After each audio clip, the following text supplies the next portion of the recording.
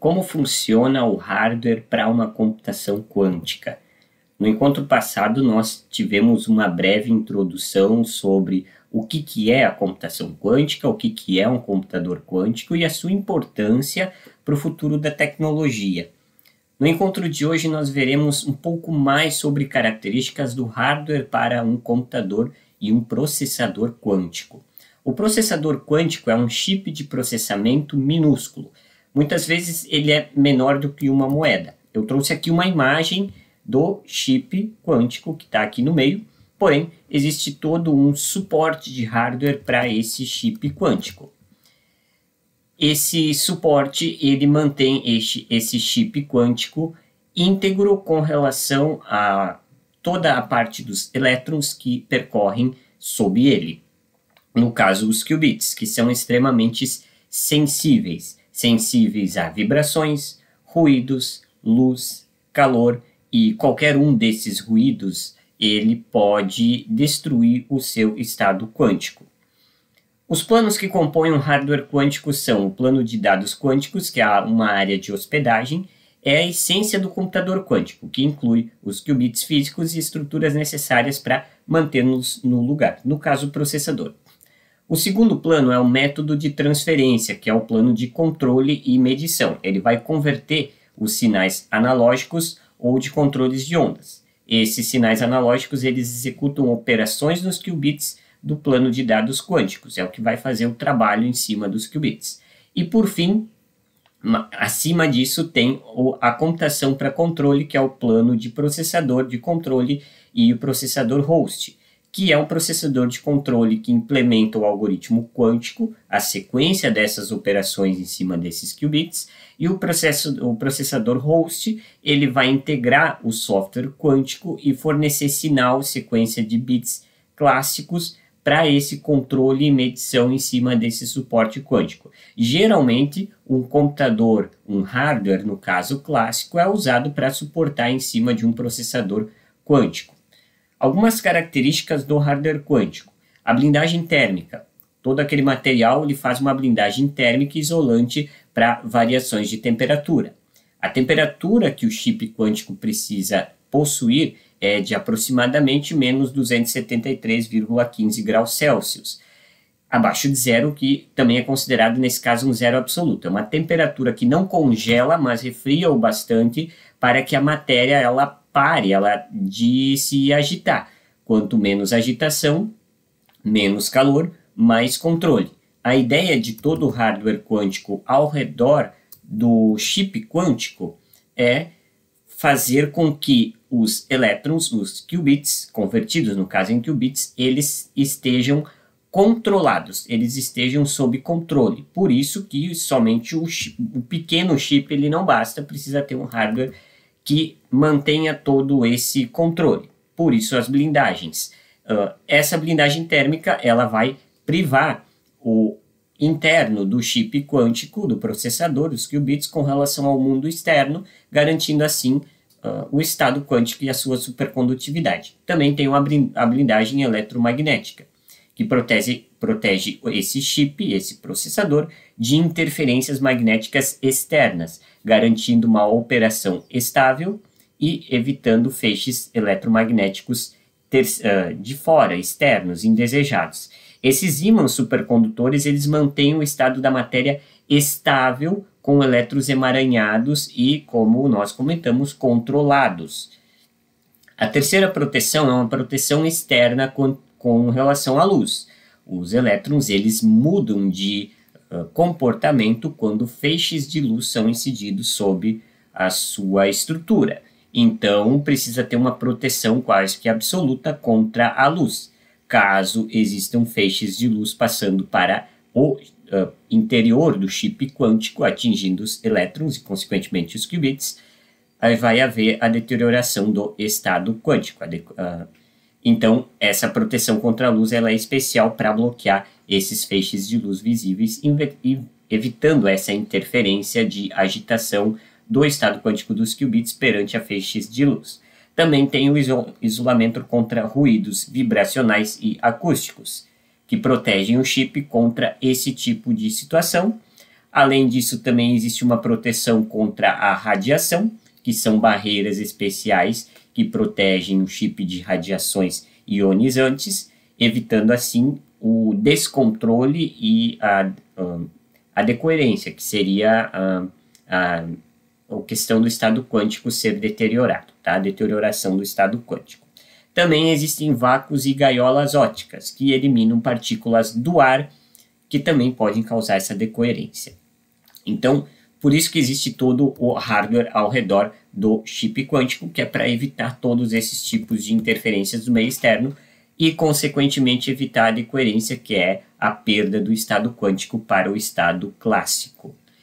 Tecnologias do hardware quântico, eu trouxe basicamente essas três, tá? Tem alguns outros, mas a tecnologia fototônica, que utiliza fótons, que são partículas de luz, como os qubits fototônicos. Eles são convertidos em qubits fototônicos alinhados e controlados por meio de lasers e impulsos de laser por meio de cabos especiais que eles permitem a transmissão de dados quânticos, que é a comunicação quântica.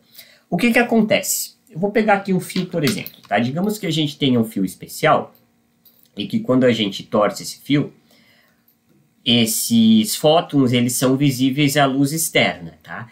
Quando incidida a luz externa, os feixes de luz, os dados que são transmitidos por meio desses fótons impulsionados por laser dentro de uma fiação isolante, a luz, os feixes de luz externos, eles conseguem interceptar os dados que são transmitidos mesmo dentro do fio.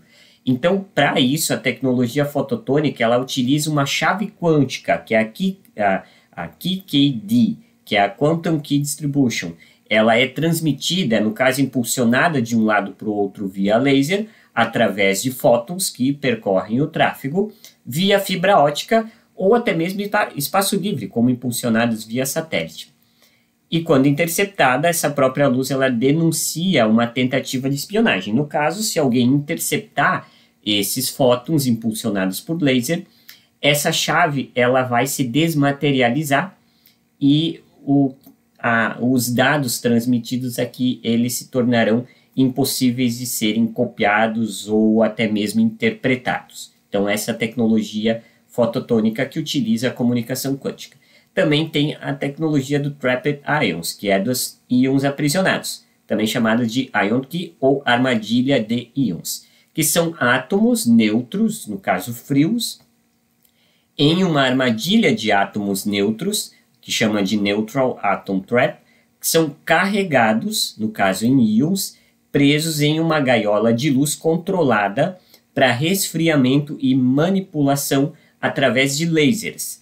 Cada íon desses aquecidos e controlado através dos lasers nessa gaiola de luz vai ser convertido em um qubit. Então é uma forma de conseguir qubits também através da Trapped Ions. Também tem os NV Centers, que são os centros de vacância em diamante. Isso aqui é um defeito específico na estrutura cristalina do diamante, onde o átomo de carbono ele é substituído por nitrogênio nessa lacuna, que é a vacância, tá? Ele pode funcionar como um qubit também. Esse spin eletrônico do centro de NV, da vacância do diamante, pode ser manipulado através de micro-ondas e lido através de óptica, tá? Opticamente, e pode operar na temperatura ambiente, embora a sua escalabilidade ainda seja um desafio. Os circuitos quânticos por onde passam os dados, existe uma sequência de portas usadas em cálculos. A primeira delas é a porta de entrada, onde que os qubits são preparados pelo estado inicial, que é desligado, que é zero, para cada qubit. O estado do conjunto de múltiplos qubits é descrito matematicamente pelo que é chamado do seu produto tensorial. A segunda sequência ela vem das linhas horizontais, onde que cada linha horizontal representa a evolução temporal desse único qubit. Elas não são necessariamente fios físicos, tá? Eles podem ser estruturas lógicas e apenas passagens do tempo para o íon aprisionado ou deslocamento espacial do fóton, que é convertido em ambos os casos em qubit. O terceiro estágio o terceiro sentido é a terceira sequência, aliás, é o sentido. O sentido é lido da esquerda para a direita, então descrevendo a evolução do sistema quântico com relação à passagem do tempo. As portas quânticas são blocos nas linhas, tá? Que representam portas quânticas, não necessariamente são portas físicas, são portas lógicas, que inclusive nós vamos utilizar na prática aqui no curso. São operações unitárias aplicadas em cima dos qubits, como, por exemplo, as operações em cima dele que foram citadas, inclusive, no encontro passado. Por fim, tem-se as linhas verticais. As linhas verticais são um segmento vertical conectado em múltiplas linhas de qubits, como uma porta Synod, a Hadamard também, que a porta Synod informa que a porta atua simultaneamente nesses qubits. A linha vertical, ela representa o sincronismo da operação e não o envio de informações. Então, é só o sincronismo da operação acontecendo. Depois disso tem o controle, que é uma porta de controle como a Synod. O seu estado sólido é representado por um pontinho escuro, tá? Que a linha indica que o qubit representado nessa linha é um qubit de controle. Caso esteja no estado ligado, o estágio 1, essa porta realiza a operação nesse qubit-alvo. Caso esteja desligado no estado 0, ela não realiza nenhuma operação. Caso o qubit de controle seja o estado superposto ou ambos os qubits estejam emaranhados, não é possível compreender o comportamento individual do qubit de controle em cima do qubit-alvo. Então, deve-se considerar a ação do operador, tá? Que representa o todo circuito, atuando simultaneamente nesse estado conjunto dos qubits. Então, são essas portas que vão trazer esse controle. E, por fim, tem-se a saída dos dados, que, no caso, no final do circuito, os qubits que compõem a saída, eles podem ser medidos. Essa medição, claro, ela é convertida para o estado clássico do bit, que é de 0 ou 1. Então, existe todo um tratamento quântico, porém, a gente sabe que o quântico ele vem em complemento ao clássico. Portanto, o final da saída desses qubits ele precisa ser convertido em comportamento clássico de bits, ou de 0 desligado, ou de 1 ligado, desligado quando não passa corrente de elétrons, a corrente elétrica, ligado quando passa corrente. Um pouquinho sobre o cotidiano da computação quântica. Ela complementará a coexistência da computação clássica, que nós chamamos de integração híbrida, pois esses dispositivos eletrônicos computacionais ainda utilizam os outros componentes de estrutura binária clássica, tanto é que a saída dos circuitos quânticos ela é convertida em valores do tipo bits, do tipo clássico. A computação quântica ela é utilizada em longos processamentos de dados, principalmente descriptografia, porque é muito fácil descriptografar algoritmos clássicos de criptografia, como hash, por exemplo, através da computação quântica, que é imediata e simultânea. Para solucionar esse tipo de problema, estão sendo criados criptografias pós-quânticas, a PIC-C, que são novos algoritmos clássicos que são resistentes a ataques quânticos para que não ocorra a descriptografia. A computação quântica ela é utilizada em 80% em descriptografia, inclusive por órgãos governamentais para descobrir questões sigilosas. Também é utilizada em pesquisas científicas, simulações moleculares, IAs avançadas, Big Data muito avançado, que requer muito processamento. A computação quântica não é utilizada em tarefas de cotidiano que são sanadas pela computação clássica.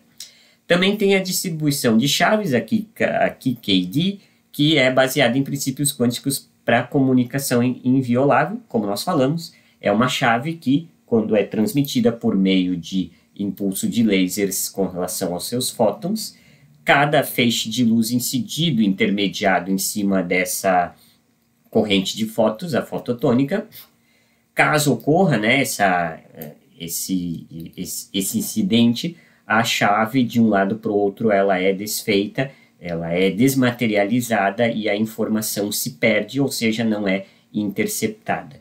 O protocolo BB84, no caso, ele permite criar essa chave secreta de duas partes, então uma parte de ida e uma parte de destino. Tentativas de espionagens alteram os estados quânticos e ocorre aí a desmaterialização dessa chave. Problemas de otimização em finanças e engenharia também são utilizados algoritmos quânticos, via algoritmo, por exemplo, CAOA, ou recozimento quântico, que nós inclusive falaremos no próximo encontro, pode encontrar soluções ainda mais otimizadas, melhores para esses problemas, como nós chamamos no encontro passado do caixeiro viajante, onde que o tamanho físico ele vai se tornando uma limitação. Também roteamento de veículos e otimização de cadeias de suprimentos. Por fim, tem 3 estágios aqui: a supremacia quântica, que é a Quantum Supremacy, que é o ponto em que o computador quântico ele executa uma tarefa impossível para um computador clássico realizar em tempo viável.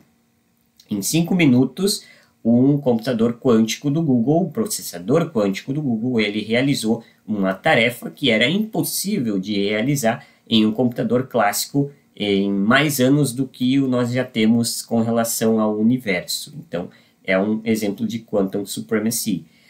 O Quantum Utility, que seria a utilidade quântica, que é o cotidiano atual, onde que os computadores e processadores quânticos eles executam tarefas úteis do cotidiano, ainda sem superar métodos clássicos. E também tem a Practical Quantum Advantage, que é a vantagem quântica na prática, que é um estágio futuro esperado, onde que o desempenho e custo-benefício quânticos eles superarão os métodos clássicos em operações reais e também de cotidiano.